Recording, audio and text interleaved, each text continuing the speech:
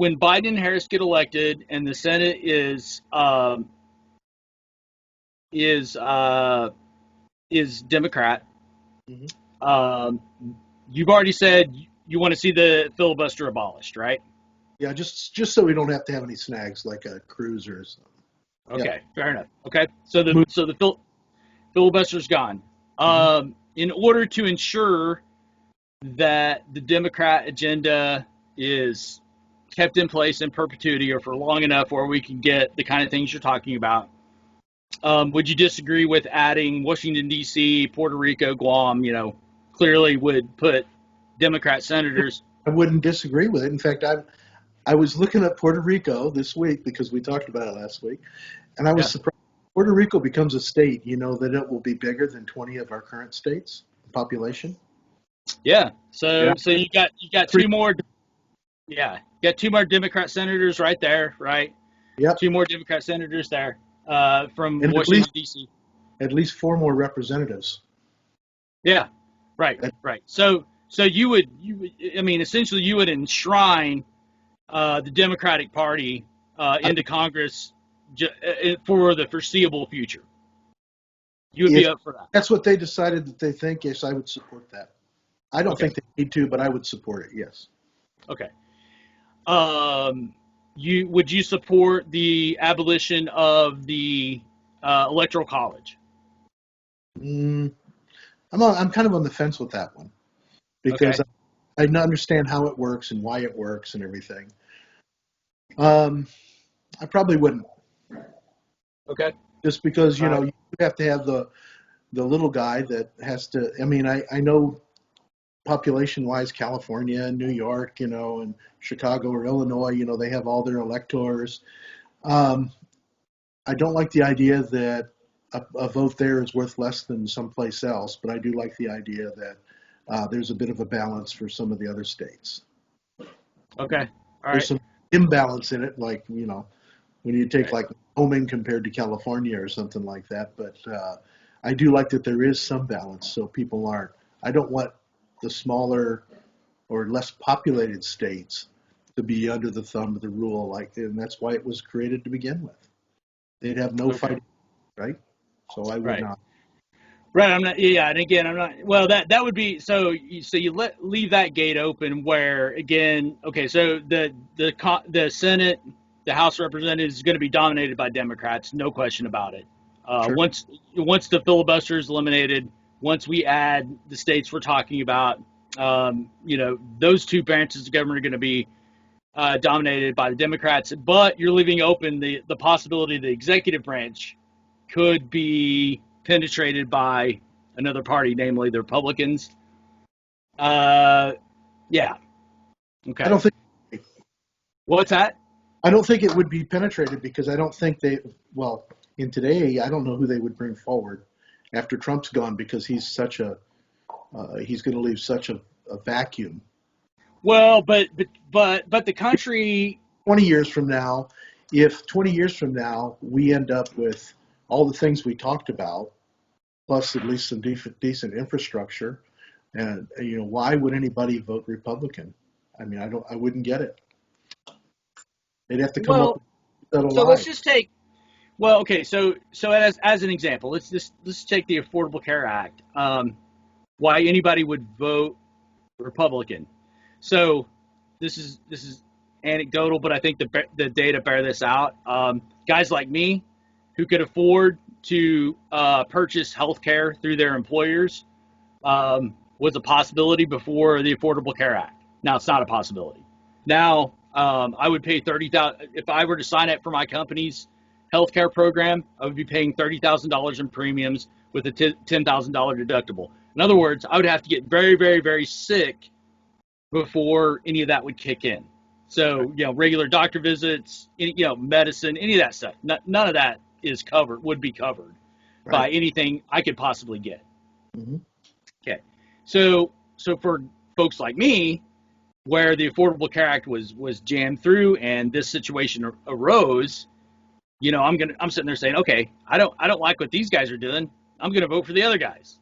So when it comes to a presidential election, which seems to be the most consequential election, if you keep the electoral college in place, you leave that opportunity open. So if the Democrat dominated Congress doesn't uh, get done something for you, then Sure. Yeah. there's always that possibility. So we return to that idea of checks and balances and gridlock, and the one party system just is, it's just it's continually pushed off. I think the Dems have a real opportunity here once Biden and Harris are elected to just nail it to the ground. Just, Mhm. get rid of the filibuster, add the states, get rid of the electoral college, add members to the Supreme Court. They're good. Then they can push through all of your agenda items. They can get rid of all the weapons of war. Then they can push through universal health care. They can push through all the other litany of things that you're talking about. I mean, why are you against any of that? Well, I'm not. I'd like to keep something that our founders had. I like the Electoral College. I get why that's there. Okay. As far as states, I don't get why Puerto Rico's not a state now, because Okay.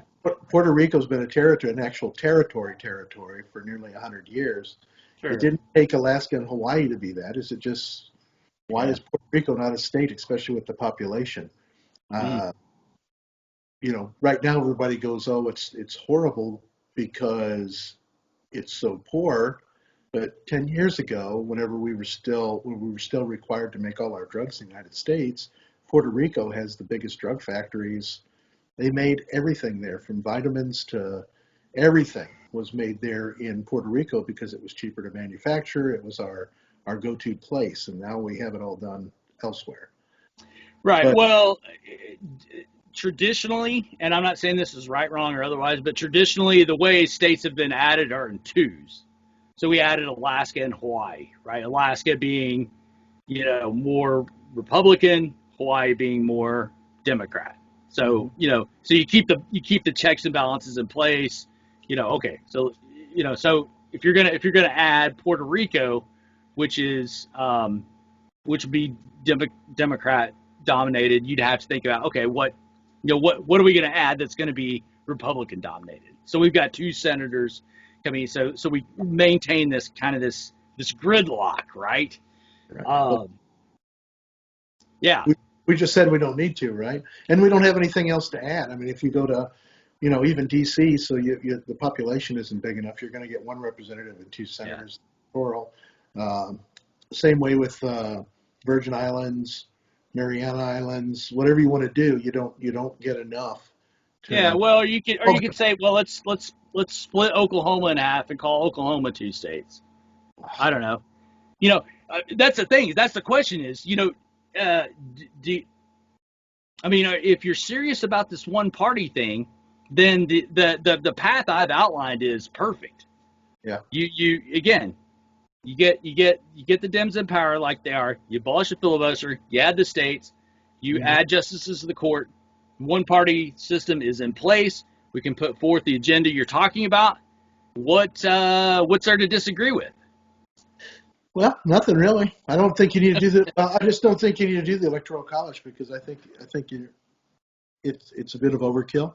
But as far as the Supreme Court, like I told you, if we impeach a couple of justices, if we have to, if they get out of line, and then we can What do you put mean by that? Get out of line. Say, you know, yeah. What do you mean by get out of line? if they're not adjudicating as they should. Well, okay, as they should according to the Constitution, the Yeah, law. the Constitution Okay. law. Well, so somebody might come back and say, well, take the Obergefell decision. Hmm. Um, there's a lot of pretty uh, heavy hitters in that arena who would say that Kennedy's reasoning on Obergefell was out of line. Should he have been impeached? They Should had Blackman have? they had the Should opportunity back then, but they don't. If they try to overturn it, Should the people trying to overturn it be impeached?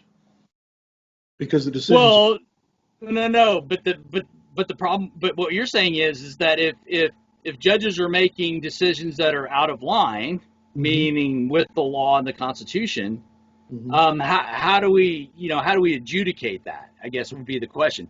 Again, Be up to there's Congress. what's that? It'd be up to the Congress, who would be Well, it Democrat. should be up. Well, a lot of these things should be up to the Congress, right? So if we wanted abortion to be legal nationwide, shouldn't the Congress have passed that? Absolutely. Okay, but Absolutely. it was decided by the Supreme Court.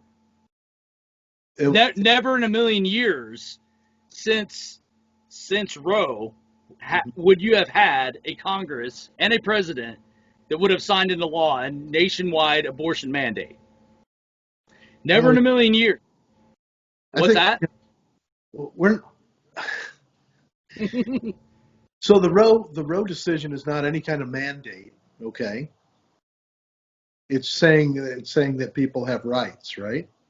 Okay, Mm-hmm. autonomy of their own body and all that type of thing. But Okay.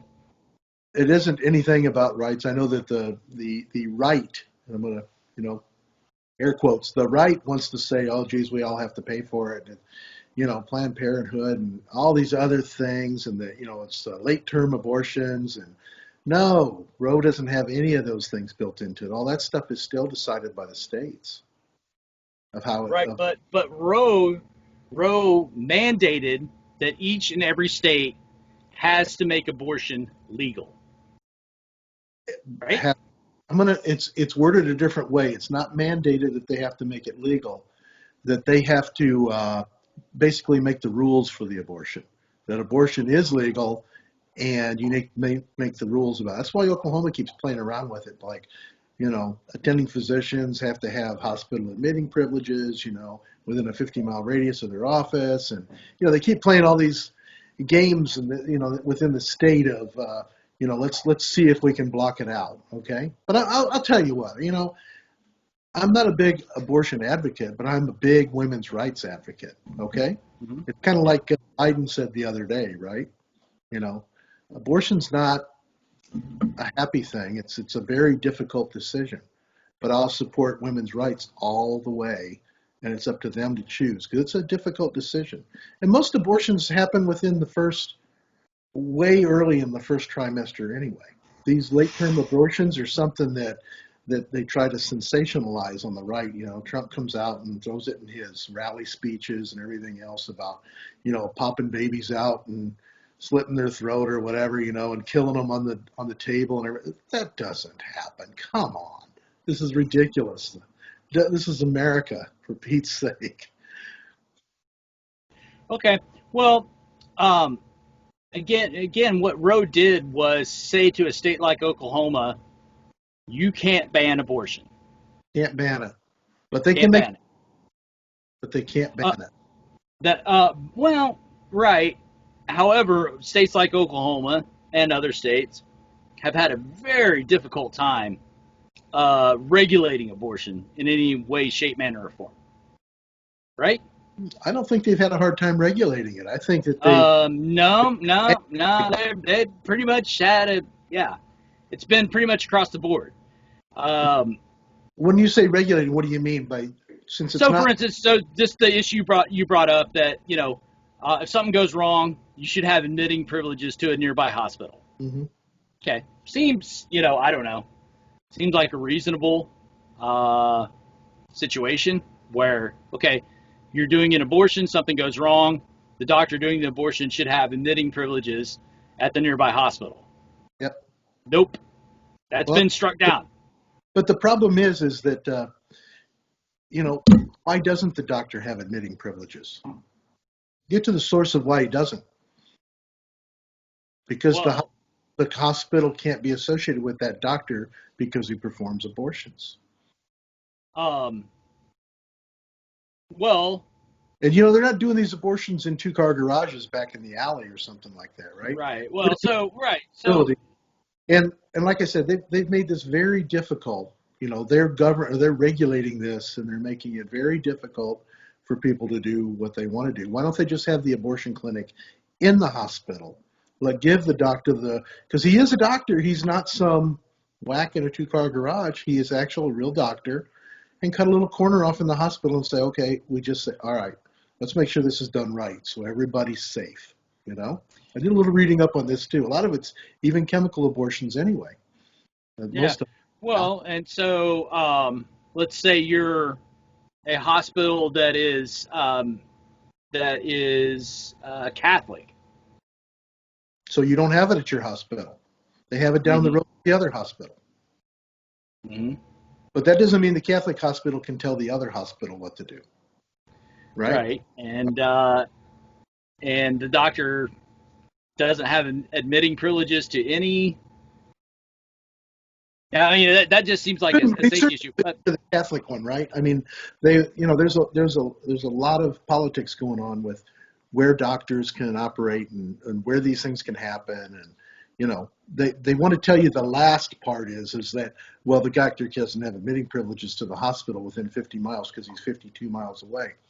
I want him to be really close because if I say if something go wrong, I want her to have as quick and efficient and best care possible. So I think that they should put them right in the hospital, or how all hospitals have like a little building next door to them or whatever. Let them put them in that building next door. Don't make them be so far away from this or that. Well, get it over with. Yeah. So what? But I guess I want to circle back to Roe said to all the states, abortion has to be legal, right? That's what it mandated. Yeah, says it is legal. You right. govern. Obergefell mandated to all the states that same-sex marriage has to be legal. Yes. So, again, I mean, this is the kind of thing that we want to see from a one-party type of system. We want to see these things. We want to see this agenda mandated. Well, you use the word starting. What it is it gives people more rights. Okay, it gives people the right to marry whoever they want to. It gives the people a right to the autonomy of their body. It's nobody's mandating that two people get married or two certain kind of people get married or anything. It's giving them the freedom to choose, right? So it's very strong. Yeah. Well, no, it might be very strong, but that's okay. I think that that we should mandate to states, right, that women can do whatever with their bodies, whatever. Mm-hmm. That people should that states should recognize marriage no matter who it's between. Yep. They should. Okay. Because the recognition of go ahead. I'm sorry. Well, no, because I mean that's the idea. Because this is all built on a foundation of morality that says that these things are human rights. Oh boy, you said the M word. Yeah, morality, right? So it's immoral to deny a woman the opportunity to abortion in any way, shape, manner, or form. It's immoral to deny people the right to marry whoever they want. It's immoral to deny health care. It's immoral to allow people to have weapons of war. Right? This is the agenda. I think you're twisting it now. Okay. When you're moral for all this, because immoral to what? Like immoral to whose standard? What standard? Whose morality are you talking about? Is it immoral for your morality standard, your personal morality standard, or where are you at with this? Yeah, well, that's a great question. And that's what I'm wondering is because that's what we're talking about. If a woman is denied an abortion because somebody else's standards of morality say that you are murdering a child, how do we solve that? First of all, why are you in that woman's business? Because we're not. Okay. Here's how the argument would go. We're not in the woman's business. We're in the business of preserving that child's life. because our Constitution says that we protect life, liberty, and property. Right. Foremost being life, and if you're destroying life, that is a fundamental point that we have to protect. But so we're not meddling in the woman's business. We are stepping between somebody who wants to murder their child and the child. That's what they would say. Did Roe recognize that fetus as a child? Well, no, they didn't. Oh, well, there you go. So if we codify that law, will we recognize that fetus as a child? And if so, when would we recognize that fetus? That's right. So the point being that the courts establish morality. The courts say, okay, we decide where there's life and where there's not life. Our political parties decide these things. So in other words, our government is the one who establishes the moral code. I think they established the basis of our morality, if you want to call it even the low point of our morality, right, or whatever that is. And then, it's up to us to decide as individuals what our own personal morality is, right? So like I told you a little bit ago, I don't like abortion, don't want to be involved with it, nothing like that, but I do support that a woman has choice to do what she needs to do or has to do or wants to do or whatever, because autonomy of her own body, just like Biden, just like Harris, okay? I don't support that we would force women to have children that they don't want to as some kind of punishment because they got pregnant out of wedlock or they just decided they didn't want it. I don't want to. And I think that's where a lot of the morality comes from, is it comes from people wanting to punish people. And I think that's, so our government sets the least morality that's required of our social experiment. We're always able to add more morality on our own personal lives. So that's why I always ask you, whose morality?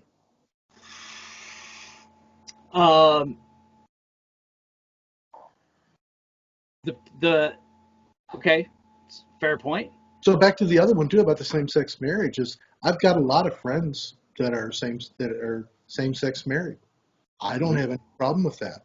They're really great folks. I mean, I don't have any problem with I've worked with them. I have friends like that. Go out and have a beer with them.